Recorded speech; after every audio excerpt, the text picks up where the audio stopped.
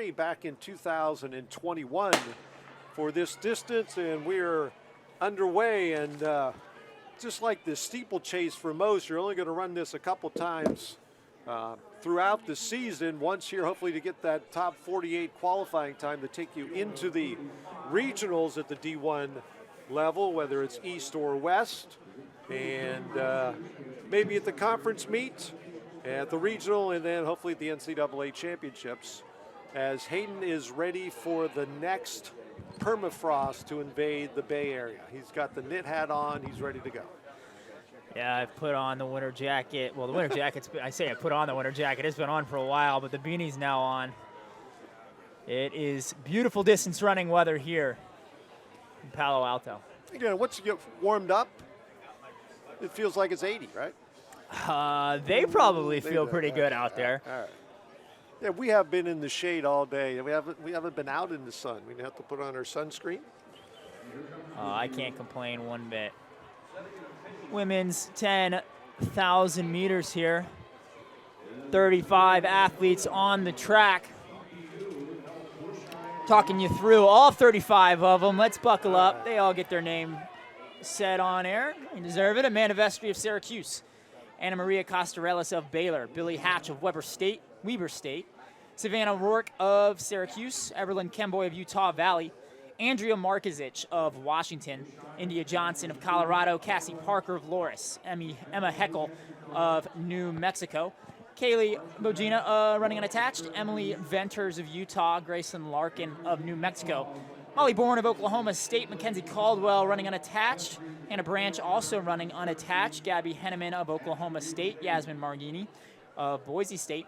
Jesslyn Brees of NAU. Aaron Archibek running unattached. Skylar Boogard of Ole Miss. Annalie Weaver of Utah State. Her teammate Michaela Rivera. Annabelle Stafford of Colorado State. Kristen Garcia of Gonzaga. Rosina Mipkaji of Northern Colorado. Caitlin Peel of BTC Elite. Madzi Mullaney of Utah Valley. Carrie Mack now running for Little Wing Athletics. Kelsey Swenson of Idaho. Ruby Smee of San Francisco, the standout there. Grace Connolly, the Stanford Cardinal. Taylor Rowe of Oklahoma State. Amelia Mixuda of CBU. Ella Borsheim of Washington. And Sydney Thorvaldsen of Arkansas as they come through the 800 in 2:36. About right? That was perfect timing. Yes, it was. 2:36 for the opening 2 laps. And I mentioned, just as you were getting back up here to our broadcast vantage point, Amanda Vestry, who has established herself at this distance, All-American at 10K and 5K, finished 6th indoors at the 5K this winter. Yeah, really great athlete. 32:43 10K PB, transferring in from Iowa State. I think that is the top mark in the field on paper. We also have a D3 cross-country champion, Cassie Parker. She's run 33:03, also the national Catholic champion, running for Loras. Yes. Do you know where Loras is? Yes, I do, and we've heard from them, obviously, earlier in the day. Their men were running the hot heat of the 1500, again, wearing the ball caps. But, yeah, I had the opportunity to call some of the races for Cassie Parker when she went up east and ran indoors at BU. You say you knew where it was. You didn't tell me where. Is it Iowa? Iowa, you got it. I know my Midwest. Very well done. Mid-Atlantic right now. All right. 24, that's 34 rather. Ella Borsheim of Washington. Borsheim, this is her track debut, I believe, for the Huskies. All right. We'll see if she's just in here doing some pacing duty. I know she's got Andrea Markozich back there. Sitting around 20th place is Andrea Markozich. Her sister just had, until moments ago, the top time in the NCAA in the 5K with that 15:33 run out at Raleigh Relays for Notre Dame. But Andrea, they're twins, has run 33:42 and 15:54, junior from Seattle. 7th at Pac-12's, really talented athlete. Well, I was teammates with her brother in college, so I have to give her a little bit of a shout out. Do some Markozich family, a great family up in Seattle. think Ron Markovic still has some school records at Notre Dame, if I'm not mistaken, was a real great runner out there. And once again, we will mention the Raleigh relays a week ago. Alexandra Hayes, the senior at NC State, 32-21-13 for the national lead. Yeah, that was an incredible race. Just absolutely put on a show. And not great conditions either. That's what I want to say about Raleigh Relays. Usually Raleigh Relays is a fantastic race, fantastic conditions. And this year was a little bit more about racing. You still saw some top marks. But a lot of those women that ran so well at Raleigh Relays, I think will run even faster. And let's not forget, this year's National Championships is in Austin, Texas. So if you can run well in heat and humidity, that's going to bode very well for your chances at the NCAA outdoor meet in what will certainly be a warm day in Austin. Yeah, even though it was March in North Carolina, it was more like, well, okay, December in Texas, but still, it was very hot, 80-plus degrees for those afternoon races. So real quick shout out, we have our top mark in the NCAA West. Got to call her out because we just saw her in the 5K, Greta Karina skate. Just ran 15:36 for 6th place. Wild at 15:36 gets you 6th place here at Stanford. That's just how good this meet is. But she's got the top time in this event so far as a 33:27 to her name, run at the Ben Brown Invite a few weeks ago. And the procession of athletes stretches out about 50 meters from first to not last in this field, but about 30th position. Yeah, that's Ella Borsheim. We mentioned her already. Looks like she's doing some of the pacing for UW. Behind her is Everlyn Kemboy of Utah Valley. She's run 33:12. The junior was the 3K and 5K champion at the WAC and an NCAA cross-country All-American. I think that is, in my mind, the most incredible. Unless you win a track meet, it's so hard to be a cross-country All-American, so many great athletes, and you have all of them in the same race, where track, obviously, it's dispersed across the meets. But not only was she an All-American, she was top 20, finished 19th at that NCAA cross-country meet last year. So first 2 kilometers in the books, but still a long way to go in this race. The laps to go counter reads 19. So despite the fact that you might be in 25th place and 40 meters behind the leader, you're in the right place. Yeah, no issues at all there. They're looking to run about 80 seconds per lap, and they're a good bit under that to take the top time in the NCAA. And Vestry sitting in the number 4 spot right now. The young lady, again, who started at Iowa State and then moved on to Syracuse in her final year of eligibility In front of her, for the Orange. Sorry, partner in front of hers is Emily Venters of Utah, 33:07. 5th at the indoor 5K. Senior. And one of the few that I've noticed wearing gloves this evening. I saw one in the hot heat of the men's 5,000, and again, it's a little nippy if you're used to something else. I understand. Can't blame her at all. I think if I was racing, I might be considering gloves as well. But it is perfect weather here for distance running here in Palo Alto. 49 degrees on the track. Just feels incredible right now. And I bet you the wind chill has got to be 49 also, because there is there's no wind to calm. speak of. Dead calm here at Stanford. Exactly what you want here.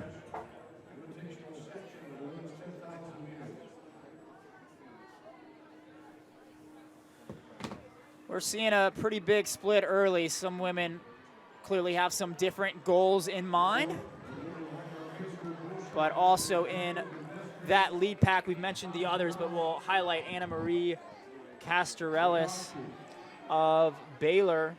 She's making her 10K track debut for the Bears, double transfer from New Mexico, and Xavier also has a 15:44 5K to her name. There's one more athlete in that field. And I remember calling one of Anna Maria's races at Louisville when she was running for the Musketeers in Xavier. And showing talent, and again, being one of the rare athletes that not moving on once, but moving on twice to find the perfect program to take them and her to the next level. Rounding out the top field right now, those 6 women, is Regina Mipagachi of Northern Colorado, making her 10K debut. She's a 16-12 5K woman, and clearly not afraid of being at the front of a top-notch 5K. I'm wondering, you know, partner, you see the 3 Oklahoma State athletes back there. Oklahoma State, tail end of the field. Yeah, obviously a fantastic distance program they've got going on there. They've got Gabby Henneman, who's a 33-18 woman in this field. I believe Taylor Rowe has entered the field. She was second at the 2020 NCAA XC Championships behind Mercy Chilenga. You think they're just running a tempo, just trying to get some marks to get in the top? You know, think this is what it'll take to be a regional mark? What do you think's happening back I don't there? know, or maybe just for their conference. Maybe there is a time standard and need to get into the Big 12, but our lead group is now down to 5 as Ella Borsheim stepped off the track after leading the top 5 now through 3,200 meters in about 10:18. So coming up on the 16 to go mark for the field. And then the lap after that, we'll get 3K down. But our leadership is down to 5 with Vestry. And then our mitts-wearing Emily Venters from Utah. And Venters towing the field through. Lap number 9. Venters, Vestry, Costarellis, Kemboy of Utah Valley, and Regina Mipagachi of Northern Colorado. All doing the work up front. Mipagachi, this is her 10K debut, perhaps has been a little overambitious as she's starting to get gapped a little bit from that lead pack. I would say of those 5 women on paper, which is, there's a reason we run the meet, but on paper, she's the one who'd be least likely. Meanwhile, Taylor Rowe, your former NCAA cross-country runner-up, hanging in the backpack. So maybe they know something we don't, which is very probable. It is a long way from home right now. They know a lot more than we do, that's for sure. Maybe not worried about trying to take that NCAA. Maybe they're just trying to get a mark, like you said, either to qualify for regionals. I haven't seen that done, but that may be a real smart strategy if you've got someone with the kind of talent of Taylor Rowe. It's hard to run a lot of 10Ks all out. You mentioned, partner, that you don't run a lot of them, not very common. Just like the steeplechase, it's kind of a race where you pick and choose your battles. All right, coming through 4,000 meters, not 3, at 12:53. Lead group of 4.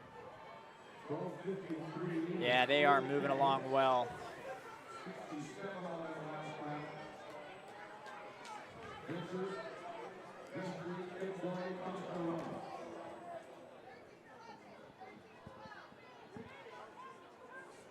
And the focus on that small group in the lead, but right now, again, I mentioned as no woman's land right now. Our number 5 runner slipped back 20 meters. Still a lot of race to run, but mentally she's really got to stay in focus and realize, you know what, a little bit at a time, every lap, I'll get back up there. So right now, 32:15 is the pace up front. Wow. So we're not messing around, that's for sure. Even for somebody like Amanda Vestry, who has a great 10K PR, that would be a big cut in her lifetime best over this distance. And Vestry sitting on the rail in the number 3 position behind Emily Venters from Utah. Yeah, 32:15 starts putting you in the ballpark of thinking about qualifying for the USA, not just the NCAA, the USA championships.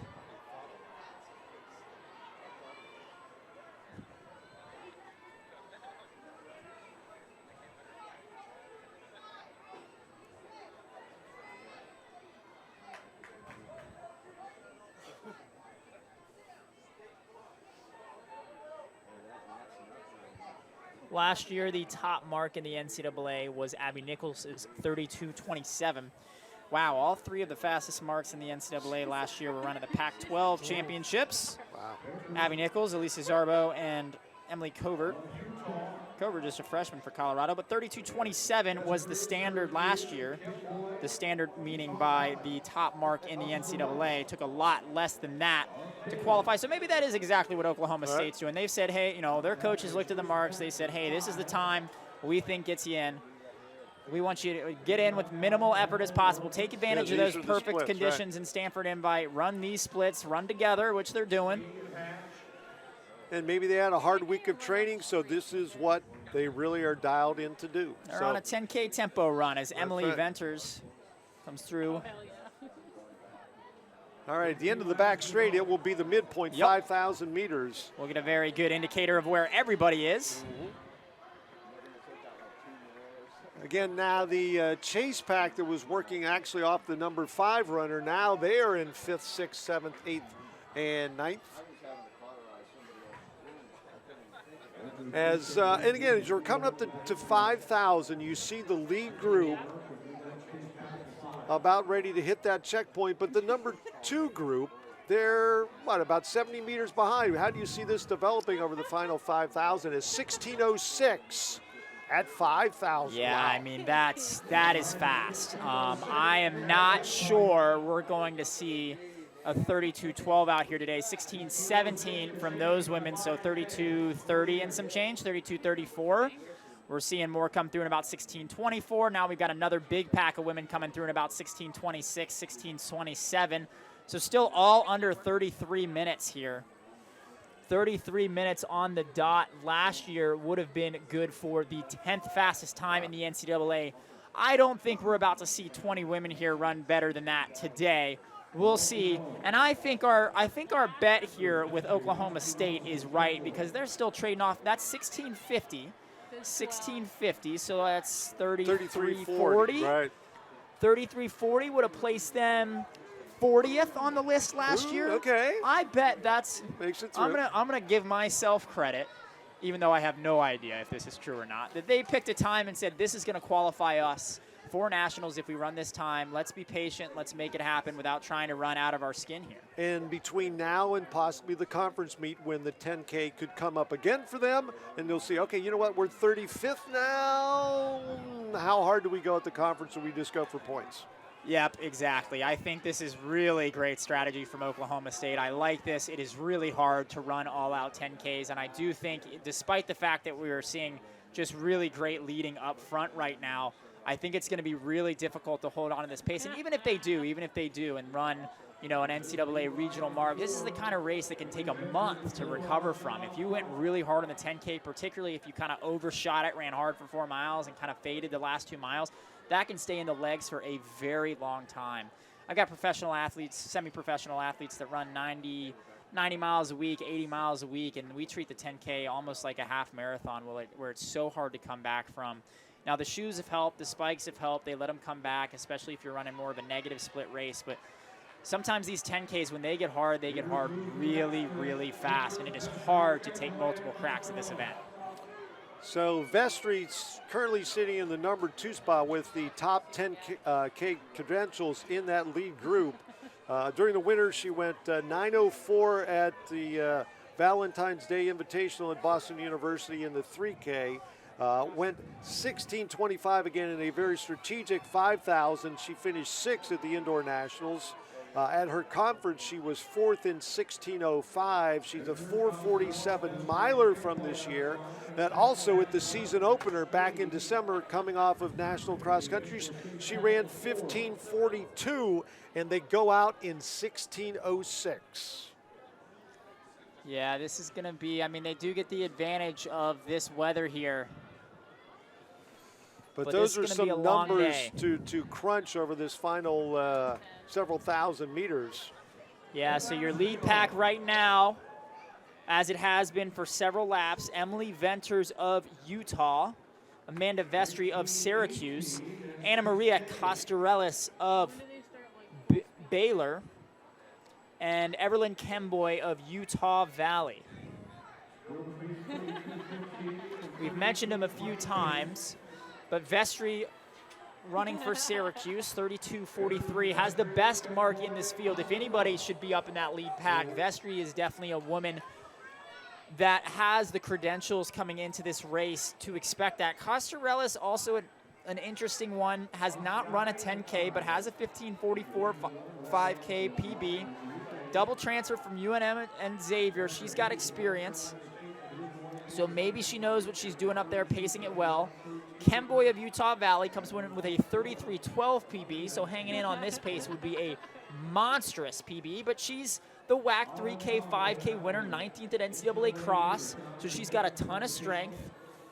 Now, I mentioned that Vestry was 6th in the 5,000 indoors. Venters was 5th at 16:25. She ran 8:58 at the Ken Shannon Invitational earlier in February, and 15:20 at UW in the 5,000. Well, 15:20, I imagine she felt pretty good coming through 5K, about 40 seconds off that. Exactly. The really highly trained 10K runners, you can see them go through their 5Ks of their 10K just a few seconds off of their 5K PB. That's definitely what you're seeing more at the professional level. You're seeing, you know, women like Alicia Monson who can almost run their 5K PB twice in a row. Just incredible. Andrea Markovic coming through with 9 laps to go. She's moved up through that field. She's still looking very smooth and under control. And Venters, her 10K PR a year ago at Mount Sac, 33:07. So the former Colorado Buffalo now running for the Utes of Utah.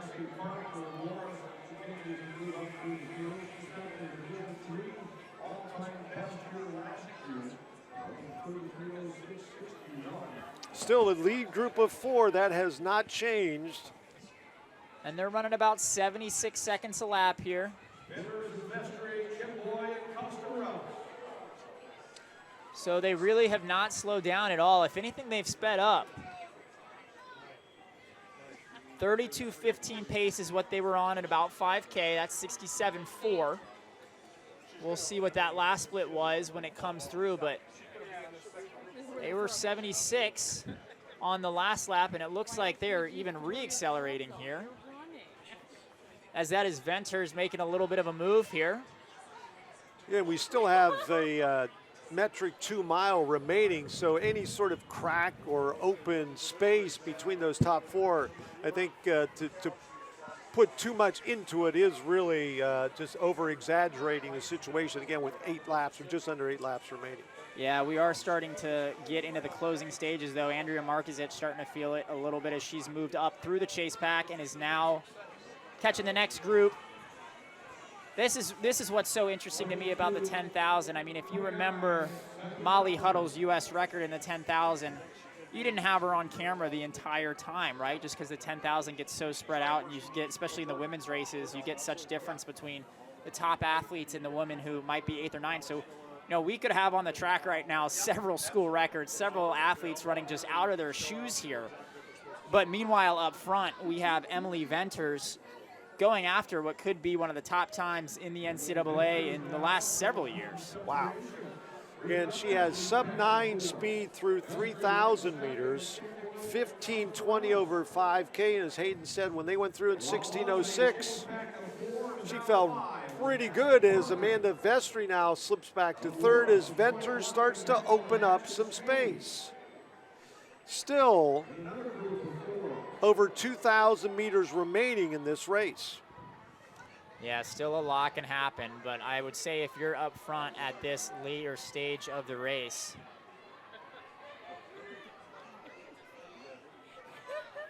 yeah, top time in this event, in my memory, was Paige Stoner's 33:07 in 2019 for Syracuse. The top mark in this event was run in 2010.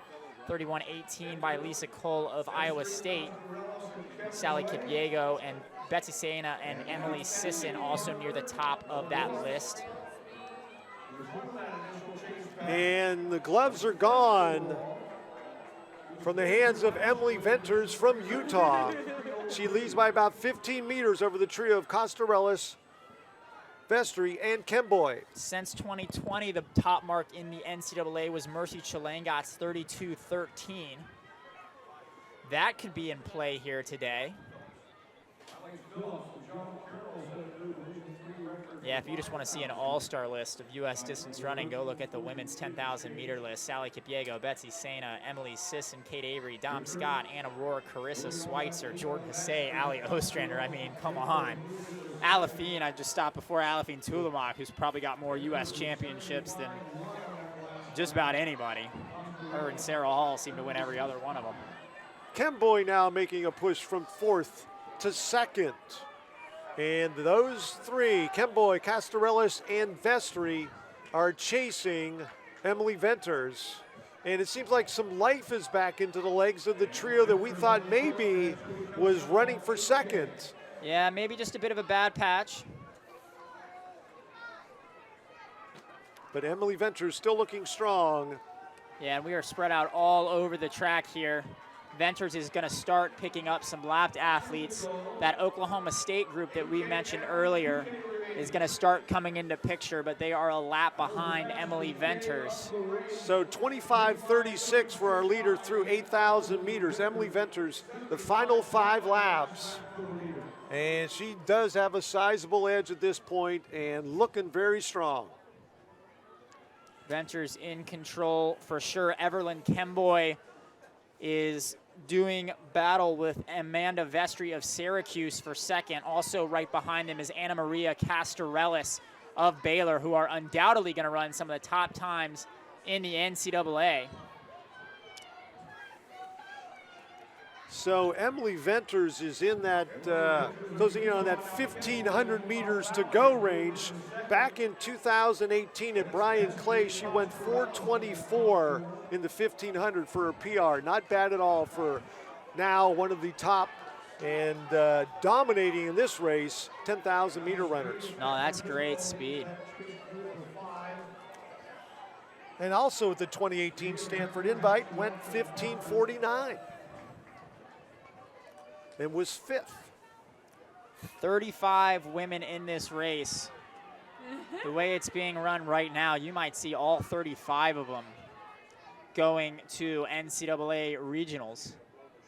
Remember, we do have a handful of unattached and professional athletes mixed throughout the field, so that's not 35 athletes that will be eligible for NCAAs. But Emily Venters in the lead. She's in the red top, starting to come up on some lapped athletes. Behind her, you have a pack of 3. That's Everlyn Kemboy, Amanda Vestry, and Anna Maria Castorellis. Thank you. There's 3 there. And then we have another pack of 3, then 2, then 4. We are spread out, but we have about between 4th place and 5th place, we have about 120 meters, so that gap will not come back. We have about 60 meters separating Venters from the chase pack of 3. And then behind that, well, it's chaos. And Venters has just started to put the field one by one a lap down, and 2 of the 3 cowgirls that you had mentioned who were on what seemed to be a specific dialed in to top 48 pace for the regionals are now going to be a lap down. 3 to go. Yep, I wonder if they've picked a time. You know, I mentioned earlier that they may have picked a time that just they think automatically qualifies based on results, but Venters is not worried about that. She is going after what will almost certainly be the top NCAA mark this year, one of the top NCAA marks in recent memory, as Emily Venters is taking advantage of just beautiful weather here in Palo Alto. Her first 10K on the track at the Mountain West back in 2018 ended in 34:16.66 for 5th place. Coming through the start-finish line here in a moment is Andrea Markovic, who's done a lot of work. And according to Emily's Tiefer's account, this is only her 2nd 10K since, and the other being her PR at Mount Sac. Well, she's looking like a veteran right now as she is passing lapped athletes. That is Venters in the red Utah kit. 11 is her number on her shoulder. Every athlete near her right now is getting lapped. 800 left. Emily Venters with 800 meters to go, about 80 to 90 meters to 2nd place. 2nd place is Amanda Vestry of Syracuse. Right now, she's followed very closely by Everlyn Kemboy of Utah Valley. Anna Maria Costarellis has lost a little bit of distance on that chase pack, but she's hanging in strong. 800 meters to go. She will most certainly land in 4th unless she moves up, but there's about 100 meters between her and 5th. And Venters caught my eye early on because she was the only one in the field wearing gloves. But boy, whether it was before or after she tossed them to the ground, she just tossed this field in her wake, and she is steamrolling the victory with just over 500 meters remaining for the young lady running for Utah.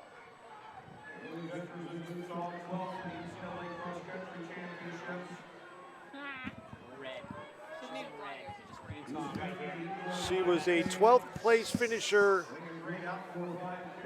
Emily Venters, your leader, coming through the start finish line.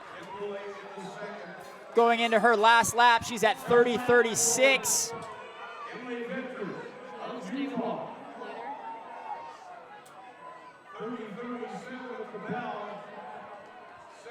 And with 8 laps to go, I said, don't read too much into the crack between 1st and 2nd, and that just turned into the Grand Canyon over these final laps. Unbelievable. We are going to see a sub-32 performance. We have not seen a sub-32 performance in the NCAA since 2017.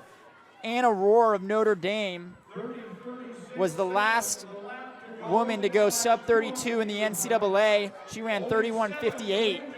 I think we're going to see a little bit faster than that, partner. We're going to see one of the top 5 times in NCAA history here. Emily Venters of Utah coming into the final stretch with 100 meters to go. What's she going to run, partner? What a performance. In the 31:40s. 31:41 is the 5th fastest time in NCAA history. Just going to miss Just that. missed that. Wow. She is going to run the 6th fastest time in NCAA history. By far the best time in the NCAA this year. Might be the top time in the NCAA by the end of the year as well. That is the 6th fastest time in NCAA history. Emily Venters, what a race. A year ago, she went 33:07 in Mount Sac. Wow. What is in the water in Utah? What an improvement. That is a Utah school record by over a minute. No surprises there, as it's the 6th fastest time in NCAA history. Amazing, and the clock still only reads 32:28. Kemboy in 2nd ran 32:03. That's the 9th fastest time in NCAA history, bumping Jordan Hussein to 10th. She just missed. Kemboy just missed Carissa Schweitzer.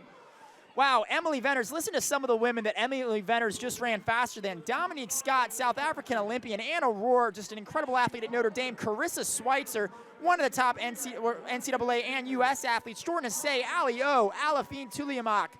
Unbelievable. Emily Venters has just stamped her name among some of the best athletes in NCAA history with an incredible run here at the Stanford Invite. And you talked about the perfect conditions. She definitely capitalized. It looked like she was out for a winter training run to start with. But Emily Venters from Utah, what a run for the win in the women's 10,000 meter invitational section. Partner, we have over 21 women right now. We talked about Oklahoma State being in the back. They're running 33:02, 33:03. That would have been, other than the women in this field, the top time in the NCAA this year. Oh my gosh, what a race. And you talked about the carnage that the Raleigh relays did to the top times this year. We just saw it here tonight at Stanford. Unbelievable. Last year,